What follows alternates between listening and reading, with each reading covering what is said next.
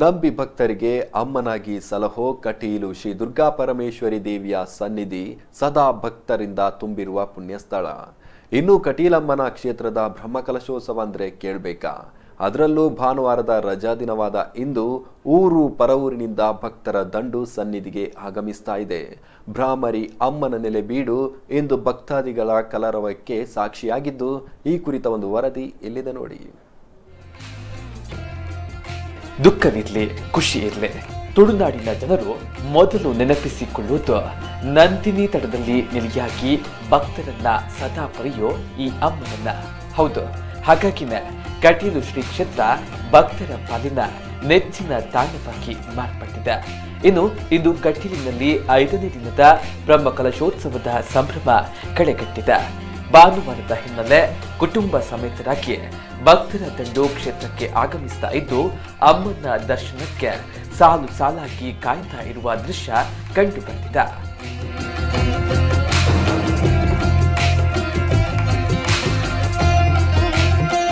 ಜಿಲ್ಲೆಯವರು ಮಾತ್ರವಲ್ಲದೆ ಹೊರ ಜಿಲ್ಲೆ ರಾಜ್ಯಗಳಿಂದಲೂ ಭಕ್ತರ ಆಗಮನವಾಗಿದ್ದು, ಗಣ್ಯರ ಆಗಮನವು ಸಂಭ್ರಮಕ್ಕೆ ಕಳೆಗೊಟ್ಟಿದೆ. ತಾಯಿಯ ಕ್ಷೇತ್ರದ ಮಹಿಮೆ ಅರಿತ ಅವರು ಬ್ರಹ್ಮಕಲಶೋತ್ಸವದ ಅಚ್ಚುಕಟ್ಟಾದ ವ್ಯವಸ್ಥೆಯನ್ನ ನೋಡಿ ಮೆಚ್ಚುಗೆ ವ್ಯಕ್ತಪಡಿಸಿದ್ರು. ಇಲ್ಲಿ ಈ ಒಂದು ದೇವಸ್ಥಾನದ ತನ್ನದೇ ಆದಂಥ ಮಹಿಮೆ ಇದೆ, ತನ್ನದೇ ಆದಂಥ ಒಂದು ಇತಿಹಾಸ ಇದೆ. ಇಲ್ಲಿಗೆ ಇಷ್ಟೊಂದು ಲಕ್ಷಾಂತರ ಮಂದಿ ಭಕ್ತರು ಬರ್ತಾ ಇದ್ದಾರೆ ಅಂದರೆ ತುಂಬ ಸಂತೋಷ ಆಗುತ್ತೆ. ಈ ಒಂದು ಸುಸಂದರ್ಭದಲ್ಲಿ ಏನು ಬ್ರಹ್ಮ ಕಲಶೋತ್ಸವ ನಡೀತಾ ಇದೆ, ಇದರಲ್ಲಿ ಯಾವ ರೀತಿ ಇಲ್ಲಿ ಅರೇಂಜ್ಮೆಂಟ್ಸ್ ಮಾಡಿದ್ದಾರೆ, ತುಂಬ ಅಚ್ಚುಕಟ್ಟಾಗಿ ಇಷ್ಟು ಚೆನ್ನಾಗಿ ಅರೇಂಜ್ಮೆಂಟ್ಸ್ ಮಾಡಿರೋದು ನೋಡಿ ತುಂಬ ಖುಷಿ ಆಗ್ತಾಯಿದೆ ನನಗೆ. ಅವ್ರು ಹೇಳ್ತಾ ಇದ್ರು, ಎಲ್ಲೂ ಒಂದು ಕಡೆ ನಾವು ಪ್ಲಾಸ್ಟಿಕ್ ಎಲ್ಲೂ ನಾವು ಯೂಸೇ ಮಾಡ್ತಾ ಇಲ್ಲ ಅಂತ. ಅದು ತುಂಬ ಮುಖ್ಯ. ಬ್ರಹ್ಮಕಲಶೋತ್ಸವ ನಡೀತಾ ಇರ್ತಕ್ಕಂಥ ಸಂದರ್ಭದಲ್ಲಿ ದರ್ಶನ ಮಾಡ್ತಾ ಇರ್ತಕ್ಕಂಥದ್ದು ನಮಗೂ ಒಂದು ರೀತಿ ಪುಣ್ಯದ ಭಾವನೆ.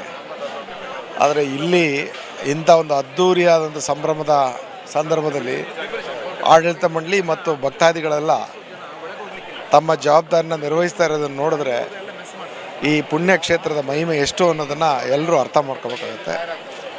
ಶುಚಿತ್ವದಿಂದ ಹಿಡಿದು ಪ್ರತಿಯೊಂದು ಭಕ್ತರ ಸೇವೆ ಇಲ್ಲಿ ಪರಿಪೂರ್ಣವಾಗಿ ದೇವಿಯನ್ನು ಹೋಲಿಸ್ಕೊಳ್ಳಲಿಕ್ಕೆ ಪ್ರಯತ್ನ ನಡೆದಿದೆ ಅನ್ನೋದು ಕಣ್ಣಾರ ಕಾಣ್ತಕ್ಕಂಥ ಸತ್ಯ. ಇನ್ನು ಇಂದು ಸಂಜೆ ರಾತ್ರಿಯ ವೇಳೆಗೆ ಹೆಚ್ಚಿನ ಭಕ್ತರ ಆಗಮನದ ಸಾಧ್ಯತೆ ಇದ್ದು, ಲಕ್ಷಾಂತರ ಭಕ್ತರ ಕಲರವಕ್ಕೆ ಕ್ಷೇತ್ರ ಸಾಕ್ಷಿಯಾಗಲಿದೆ.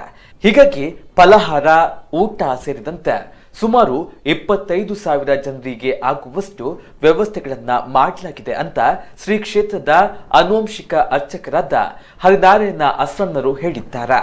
ಒಟ್ಟು 75,000 ಜನರು ಆಗಬಹುದು ಎನ್ನುವಂತಹ ನಿರೀಕ್ಷೆಯಲ್ಲಿ ಊಟದ ವ್ಯವಸ್ಥೆಯನ್ನು ಮಾಡಿದ್ದೇವೆ. ಫಲಾಹಾರದ ವ್ಯವಸ್ಥೆಗಳು ಪ್ರತ್ಯೇಕವಾಗಿದೆ. ದೇವರ ದರ್ಶನಕ್ಕೆ ಸುಮಾರು 1.5 ಲಕ್ಷ ಜನ ಇಂದಿನ ದಿವಸ ಬರುವಂತಹ ನಿರೀಕ್ಷೆಯನ್ನು ಇಟ್ಟುಕೊಂಡಿದ್ದೇವೆ.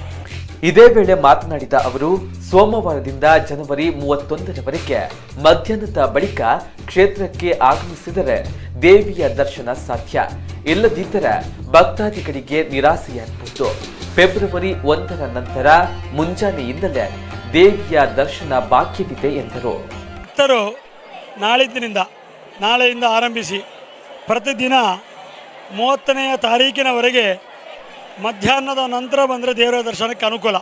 ಯಾಕೆಳಿದರೆ ಪ್ರಧಾನವಾಗಿ ದೇವರ ಬಿಂಬಕ್ಕೆ ಆಗತಕ್ಕಂತಹ ಸಾನ್ನಿಧ್ಯ ವೃದ್ಧಿ ಪ್ರಕ್ರಿಯೆಗಳಾಗಿರುವುದರಿಂದಾಗಿ ಹೆಚ್ಚಿನ ಹೊತ್ತು ದೇವರಿಗೆ ದರ್ಶನ ಮಾಡಲಿಕ್ಕೆ ಅವಕಾಶ ಸಿಗುವುದಿಲ್ಲ. ಆದ್ದರಿಂದ ಭಕ್ತರಿಗೆ ಹತಾಶೆ ಕೂಡುವುದು ಎನ್ನುವ ದೃಷ್ಟಿಗೋಸ್ಕರ ಬರುವವರೆಲ್ಲ ಸುಮಾರು ಮಧ್ಯಾಹ್ನ 1 ಗಂಟೆಯ ನಂತರ ರಾತ್ರಿ 11 ಗಂಟೆಯವರೆಗೆ ಇಲ್ಲಿ ದೇವಸ್ಥಾನ ನಿರಂತರವಾಗಿ ತೆರೆದಿರ್ತದೆ. ಆ ಸಂದರ್ಭದಲ್ಲಿ ದೇವರ ದರ್ಶನಕ್ಕೆ ಬರುವುದು ಅತ್ಯಂತ ಸೂಕ್ತ ಅಂತ ಭಕ್ತರಿಗೆ ನಾನು ಈ ಮೂಲಕ ಕಿವಿ ಮಾತು ಹೇಳಲಿಕ್ಕೆ ಇಷ್ಟಪಡ್ತೇನೆ. ನಾಡಿದ್ದು ಅಂದರೆ 31ರವರೆಗೂ ಇದೇ ರೀತಿ ಮುಂದುವರಿತದೆ. 1ನೇ ತಾರೀಕಿನ ನಂತರ ಪ್ರತಿದಿನ ಬೆಳಿಗ್ಗೆ 6 ಗಂಟೆಗೆ ದೇವಸ್ಥಾನ ಬಾಗಿಲು ತೆಗೀತದೆ, ಅಲಂಕಾರ ಎಲ್ಲ ಮುಗಿಸ್ತೇವೆ. ಆಮೇಲೆ ಎಷ್ಟು ಹೊತ್ತು ದರ್ಶನ ಮಾಡ್ಬೋದು. ಹಾಗಾಗಿ 1, 2, 3ನೇ ತಾರೀಕಿಗೆ ಇಲ್ಲಿ ದರ್ಶನಕ್ಕೆ ಸಮಸ್ಯೆ ಇಲ್ಲ. ಅಷ್ಟು ದಿವಸಗಳ ಕಾಲ ಪ್ರತಿಯೊಬ್ಬರು 12:15, 1 ಗಂಟೆಯ ಮೇಲೆ ದೇವರ ದರ್ಶನಕ್ಕೆ ಬರಬೇಕು ಅಂತ ದೇವರ ಭಕ್ತರಲ್ಲಿ ವಿನಂತಿಸ್ತಾ ಇದ್ದೇನೆ.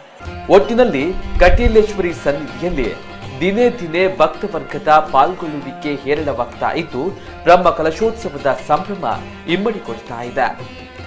ಪವಿತ್ರ ಪೂಜಾರಿ, ನಮ್ಮ ಕುಡ್ಲ ನ್ಯೂಸ್ 24/7 ಮಂಗಳೂರು.